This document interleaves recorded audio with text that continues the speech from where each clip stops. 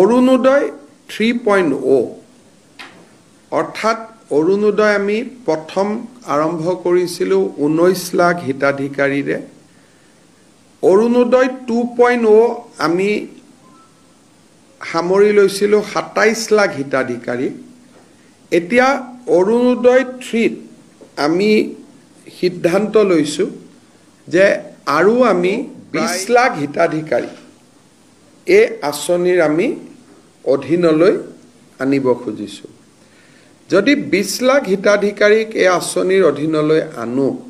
তেতিয়াহ'লে এই আঁচনিৰ অধীনত বেনিফিটেড পৰিয়ালৰ সংখ্যা 47 লাখলৈকে বৃদ্ধি পাব আমি অৰুণোদয় 2.0 আধাৰ আৰু ৰেচন কাৰ্ডৰ লগত জড়িত নাছিলে তাৰ কাৰণে মই বিভিন্ন যোৱাকালি পৰহি যেতিয়া উপায়ুক্তৰ সন্মিলন আৰম্ভ হৈছিল মই কৈছিলোঁ যে কিছুমান অৰুণোদয় হিতাধিকাৰী অবাঞ্ছিত লোকৰ হাতলৈকেও যোৱাৰ কিছু তথ্য আমাৰ হাতলৈ নিৰ্বাচনৰ সময়ত আহিছিলে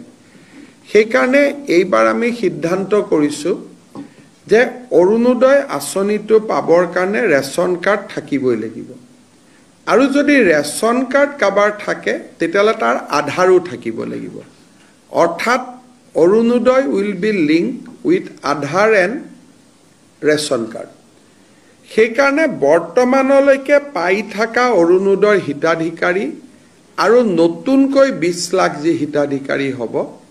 তাৰ কাৰণে এটা নতুন নিৰ্বাচনী প্ৰক্ৰিয়া এটা আৰম্ভ হ'ব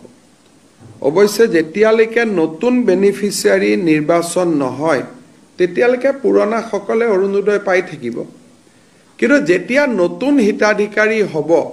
বৰ্তমানে পাই থকা সকলোৱে নাপাবও পাৰে যদি তেওঁলোকৰ ৰেচন কাৰ্ড নাই বা তেওঁলোকৰ আধাৰ নাই তেতিয়া তেওঁলোকে নাপাবও পাৰে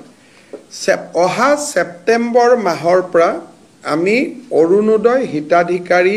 0.3 কাৰণে অৰুণোদয় 0.3 এই হিতাধিকাৰী নিৰ্বাচনৰ প্ৰক্ৰিয়াটো আমি আৰম্ভ কৰিম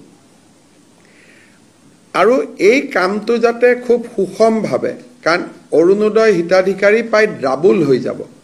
আজিতকৈ দুগুণ হৈ যাব আজি 27 লাখ আছে তেতিয়া প্ৰায় 47 লাখ হ'ব ডাবল নহ'ব অকণমান ডাবলতকৈ কম হ'ব গতিকে এইবাৰ যাতে অৰুণোদয় প্ৰত্যেকটো ৰেচন কাৰ্ড থকা পৰিয়াল প্ৰত্যেকটো হয়তো নহ'ব 80% হ'ব ৰেচন কাৰ্ড প্ৰায় 55 লাখৰ আছে আমাৰ অৰুণোদয় 47 লাখ কিন্তু যেহেতু অৰুণোদয়ত ক্ৰাইটেৰিয়া আছে 4খন গাড়ী থাকিলে নাপায় মন্ত্ৰী এমএলএ পৰিয়ালে নাপায় পঞ্চায়তৰ পৰিয়ালে নাপায় সেইকাৰণে আমি ভাবিছোঁ যে 47 lakh will be a sufficient number যোগ্যজনক দিবৰ কাৰণে আৰু তাৰ গোটেই নিৰ্বাচনৰ প্ৰক্ৰিয়াটো আমি ছেপ্টেম্বৰ মাহৰ পৰা আৰম্ভ কৰিম